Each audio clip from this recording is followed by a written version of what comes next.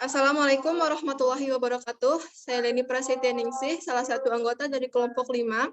Di sini kelompok kami akan membahas tentang proyek usaha yaitu bakso aci barbar. Sebelum ke proyek usaha kami, saya akan memperkenalkan dulu anggota kelompok 5. Yang pertama di sini ada Herfiana Wahyunita Arisanti, yang kedua Hidayatul Aina, yang ketiga Hidayatul Akma, yang keempat adalah Faradila, dan yang terakhir saya sendiri Leni Prasetya Ningsih. Baik, langsung saja kita ke latar belakang. Di sini kami membuat produk bakso yang berbahan dasar tepung tapioka, yaitu bakso aci dengan sambal yang berlevel. Slide selanjutnya. Maksud kami dari membuka usaha ini adalah untuk memperkenalkan produk kami pada masyarakat.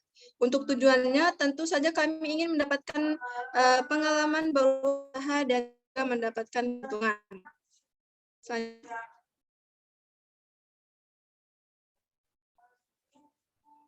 Visi dan misi. Di sini, visi kami adalah membuat usaha yang mudah diingat dan disukai para konsumen di antara pesaing dengan cita rasa yang berbeda, kaya akan rempah dan sambal yang berlevel. Sedangkan misi kami yaitu pertama menciptakan bakso aci yang sangat menggugah selera, yang kedua dapat dinikmati oleh masyarakat banyak, dan yang terakhir adalah menambah wawasan dan pengalaman.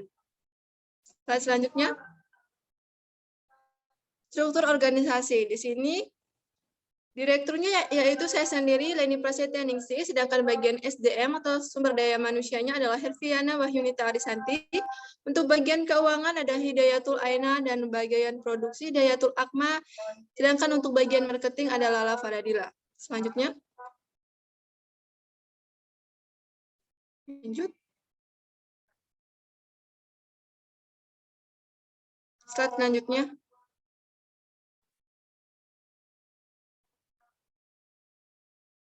Baik, untuk analisis SWOT, untuk kekuatannya di sini, yang pertama ada pada bentuknya yang mudah untuk dikonsumsi, yang kedua varian yang berbeda, yang ketiga ada bahan baku murah dan mudah didapat, yang keempat ada keuntungan yang lumayan besar.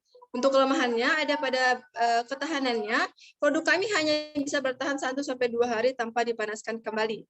Untuk peluang untuk produk kami cukup menjanjikan karena produk kami cukup digemari banyak masyarakat.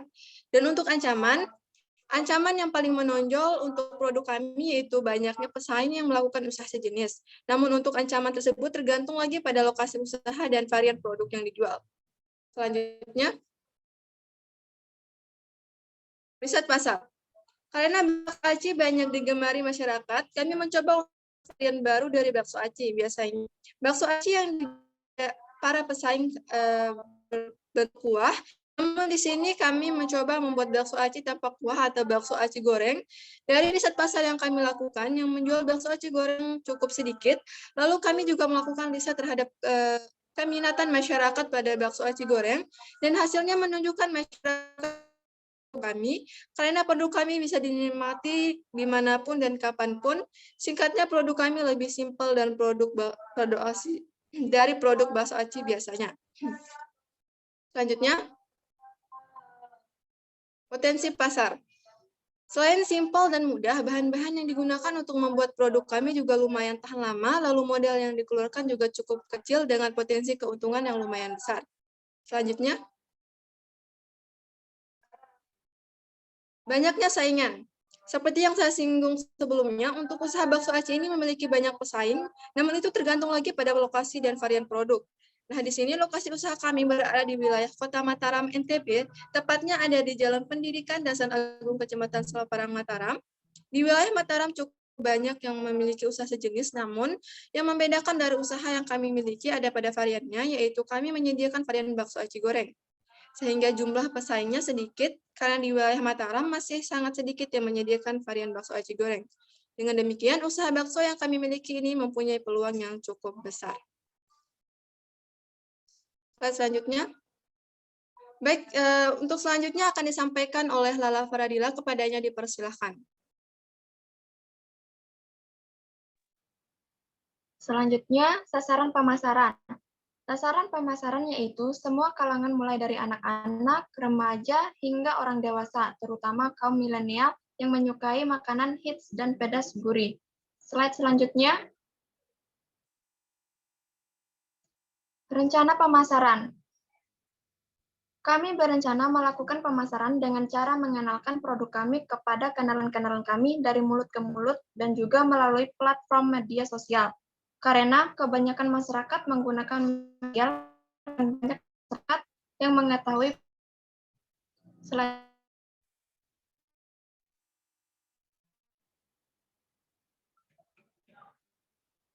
karakteristik promosi.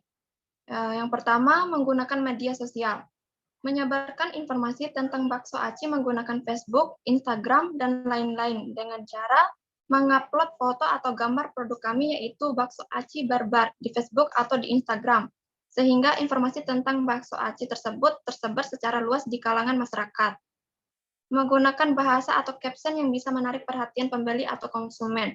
Yang kedua, komunikasi. Menarik perhatian dengan mengajak atau memberikan informasi tentang bakso aci kepada para konsumen dari mulut ke mulut melalui komunikasi yang tepat dan sesuai dengan produk yang kami jual.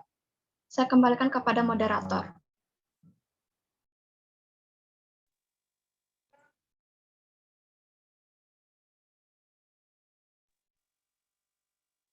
Baik, untuk selanjutnya di sini untuk bahan baku, ada tepung tapioka, biaya terigu, cabai, bawang merah, bawang putih, tomat, dan bumbu lain-lain dengan jumlah keseluruhan 125.000. Selanjutnya, untuk biaya lainnya di sini ada peralatan, biaya listrik dan air, biaya gaji, biaya transportasi, biaya promosi, kemasan, kantong kresek, dan gas.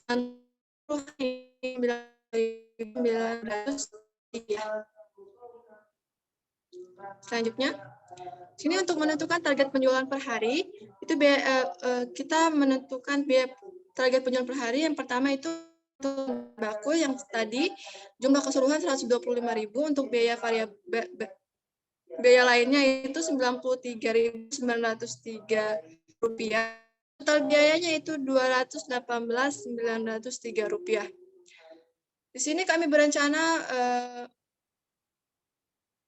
menjual per harinya itu 50 pieces dengan harga per pieces atau per mikanya itu 5.000 rupiah. Jadi total penjualan per hari yaitu harga jual dikali jumlah produksi sama dengan 5.000 dikali 50 sama dengan Rp 250.000 rupiah. Jadi laba per hari yang ditargetkan adalah total penjualan dikurangi total biaya sama dengan 250.000 dikurangi 218.903 rupiah sama dengan 31.097 rupiah per harinya. Baik, selanjutnya untuk karakteristik bahan baku akan disampaikan oleh Hidayatul Akmal, kepadanya dipersilahkan. Baik, terima kasih moderator. Selanjutnya saya akan mencoba untuk menjelaskan karakteristik bahan baku. Untuk bahan bakunya sendiri, ada tepung tapioka dengan biaya per hari 32.000, kemudian biaya per bulannya yang kami bulatkan menjadi 20 hari sama dengan 640.000. Maka biaya per 10 bulannya yaitu 6.400.000. Kemudian untuk tepung terigu, biaya per harinya 8.000, kemudian biaya per bulannya 160.000, dan biaya per 10 bulannya sama dengan 1.600.000. Yang ketiga ada cabai dengan biaya per hari 40.000, kemudian biaya per bulannya 20.000. Mohon maaf, dengan biaya per bulannya sama dengan 800.000. Dan untuk biaya per 10 bulannya yaitu 8 juta. Selanjutnya ada bawang merah dengan biaya per hari 15.000, kemudian biaya per bulannya 300.000 dan biaya per 10 bulannya 3 juta. Selanjutnya bawang putih dengan biaya per hari 5.000, biaya per bulannya 100.000 dan biaya per 10 bulannya sama dengan 1 juta. Selanjutnya ada tomat dengan biaya per hari 15.000, biaya per bulannya 300.000 dan biaya per 10 bulannya adalah 3 juta. Dan untuk bumbu lain-lainnya, biaya per harinya 10.000, biaya per bulannya 200.000 dan biaya per 10 bulan. nya 2 juta dengan total biaya seluruhnya yaitu biaya per hari untuk total bahan baku yaitu 125.000, kemudian biaya per bulannya 2.500.000 dan biaya per 10 bulannya yaitu 25 juta. Slide selanjutnya. Dan di sini ada karakteristik overhead. Yang pertama ada biaya listrik, sama seperti biaya bahan baku. Biaya per harinya 1.500, kemudian biaya per bulannya sama dengan 30.000 dan biaya per 10 bulannya 300.000. Kemudian ada 25.000, kemudian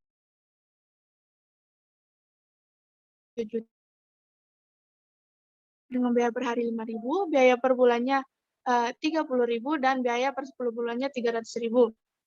Dan yang terakhir ada gas dengan biaya per hari 1.500, kemudian biaya per bulannya sama dengan 30.000 serta biaya per 10 bulannya 300.000 dengan total jumlah seluruh biaya overhead. Biaya per harinya 43.000, kemudian biaya per bulannya 860.000 dan biaya per 10 bulannya yaitu 8.600.000. Mungkin itu saja, saya kembalikan ke moderator. Baik, terima kasih Hidayatul Akmal. Selanjutnya menyusun data penjualan per Maret sampai dengan Desember. Bisa dilihat di sini data penjualan dari bulan Maret sampai dengan Desember cukup beragam dengan jumlah keseluruhan sebanyak 14.615 pieces. Seperti yang sudah diketahui, lokasi penjualan kami berada di Jalan Pendidikan Dasan Agung, Kecamatan Saparang, Kota Mataram, yang mayoritas konsumennya yaitu anak SMA dan mahasiswa. Jadi kami harus memperhatikan hari-hari libur seperti hari Minggu dan tanggal merah saat melakukan kegiatan penjualan. Bisa dilihat di sini pada bulan Mei yaitu merupakan penjualan paling sedikit karena di sini di bulan Mei terdapat Idul Fitri.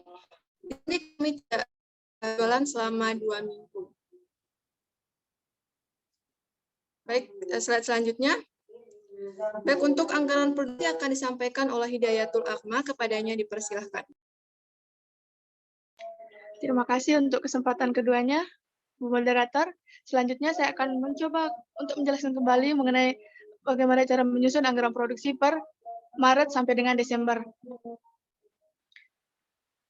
Nah, di sini langsung saja pada bulan Maret jumlah penjualannya yaitu 1.400 yang didapat dari data penjualan yang telah disampaikan oleh teman saya sebelumnya. Lalu untuk persediaan akhirnya pada bulan Maret didapat yaitu 10% dari 1.860,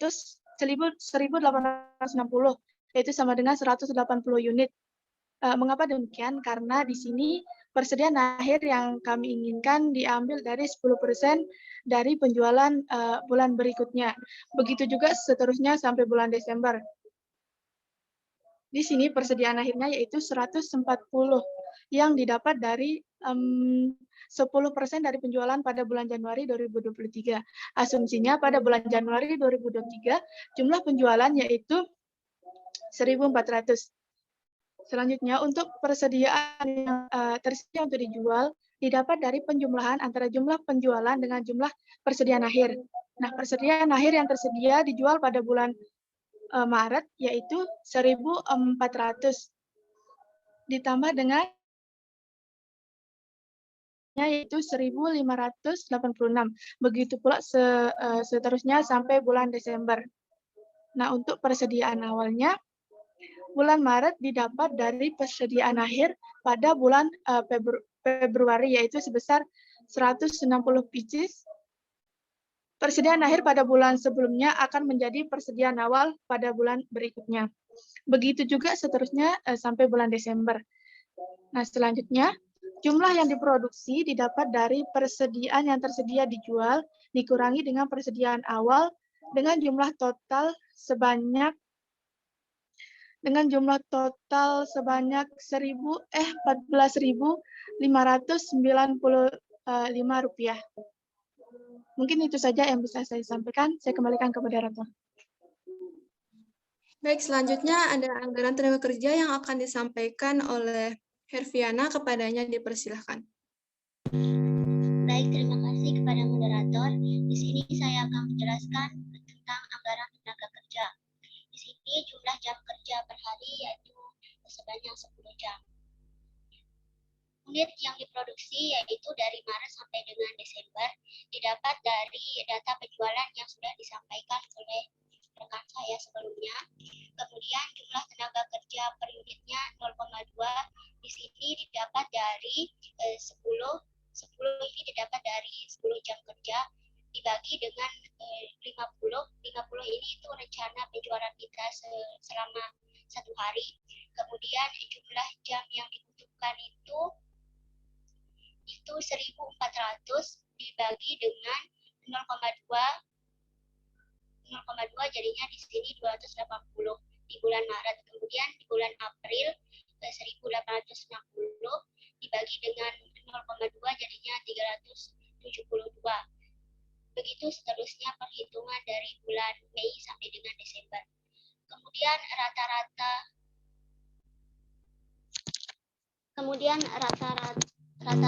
upah per jamnya itu yaitu di sini didapat 2.500. 2.500 ini didapat dari 25.000 dibagi dengan 10. 25.000 ini didapat dari biaya tenaga kerja yang sudah disampaikan sebelumnya. Kemudian 10 jam ini didapat dari jumlah jam kerja per harinya.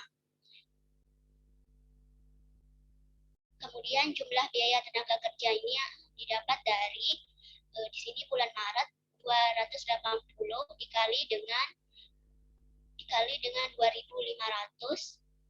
maka hasilnya itu sebanyak 700.000. Perhitungannya yaitu sama caranya dari bulan April sampai dengan Desember, maka jumlah per 10 bulannya didapatkan di sini 7.307.500 rupiah. Kemudian slide selanjutnya. Kemudian di sini anggaran overhead. Jam tenaga kerja yang dianggarkan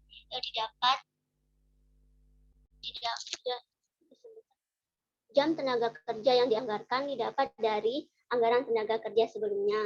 Lalu tarif overhead variabel didapat dari jumlah biaya overhead yaitu Rp93.000 dibagi dengan 20 hari sama dengan Rp2.150. Lalu untuk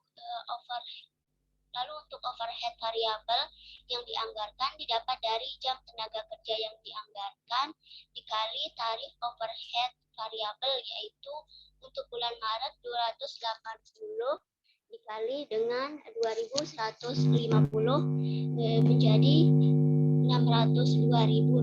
Begitu seterusnya perhitungannya sampai dengan bulan Desember. Overhead tetap yang dianggarkan didapat dari jumlah biaya overhead per bulan. Per bulannya yaitu Rp860.000. Lalu untuk jumlah biaya overhead didapat dari penjumlahan antara overhead variabel yang dianggarkan dengan overhead tetap yang dianggarkan. Contohnya pada bulan Maret Rp602.000 ditambah dengan Rp860.000, maka di sini jumlah biaya overheadnya dihasilkan Rp1.462.000.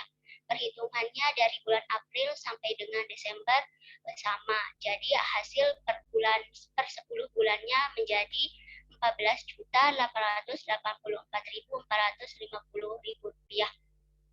Saya kembalikan ke moderator. Baik, terima kasih Herviana. Di sini selanjutnya anggaran laba yang akan disampaikan oleh Hidayatul Aina, kepadanya dipersilahkan. Terima kasih sebelumnya. Di sini saya akan menyampaikan materi tentang anggaran laba, di mana penjualannya sebesar di mana di sini penjualannya didapat dari jumlah keseluruhan penjualan selama 10 bulan, yaitu dari bulan Maret sampai dengan Desember, sebesar 14.615 kali 5.000. Jumlahnya sebesar 73.750.000. Di sini harga pokok penjualannya, di mana bahan bakunya sebesar 25 juta didapat dari jumlah keseluruhan biaya bahan baku untuk bulan Maret sampai dengan Desember. Biaya tenaga kerja langsung sejumlah Rp7.307.500. Di sini biaya tenaga kerja langsung didapat dari penjumlahan semua biaya tenaga kerja langsung dari Maret sampai Desember. Begitu juga dengan biaya overhead pabrik sebesar Rp14.884.450. Total harga pokok penjualannya itu dijumlahkan hingga menghasilkan biaya produksi sebesar Rp41.191.950. Persediaan awal barang jadi didapat dari penjumlahan semua persediaan awal barang jadi di bulan Maret sampai dengan Desember, di mana 1.482 kali 5.000 sama dengan Rp7.410.000 hingga menghasilkan persediaan total barang jadi sebesar Rp54.901.950.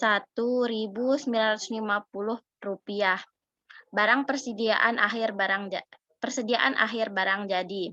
Di sini didapat dari penjumlahan semua biaya akhir dari bulan Maret sampai dengan Desember sebesar 1.462 kali 5.000 sama dengan Rp7.310.000 hingga menghasilkan jumlah harga pokok penjualan sebesar Rp47.291.950. Laba kotornya didapat dari total penjumlahan penjualan dan harga pokok penjualan sebesar Rp25.783.050. Biaya operasional. Di sini biaya operasionalnya didapat dari biaya promosi dan transportasi sebesar Rp25.000 kali 20 hari kali 10 bulan sama dengan 5 juta dan ditambah dengan biaya penyusutan sebesar Rp271.000. Jadi total keseluruhannya yaitu Rp5.271.000 hingga menghasilkan laba usaha yang dianggarkan sebesar Rp20.512.050. Selanjutnya saya persilahkan kepada moderator. Baik, terima kasih kepada Hidayatul Aina. Jadi dari usaha yang kelompok kami rencanakan ini, kami berharap usaha yang kami jalankan nantinya dapat berkembang dan bermanfaat serta dapat membuka peluang usaha untuk orang lain. Seperti contohnya usaha Bapak Marianto yang menjalankan usaha bakso yang kini sudah berkembang dan sukses dengan memperkerjakan pegawai yang cukup banyak. Baik, mungkin dari kami terkait proyek usaha bakso Aci Barbel.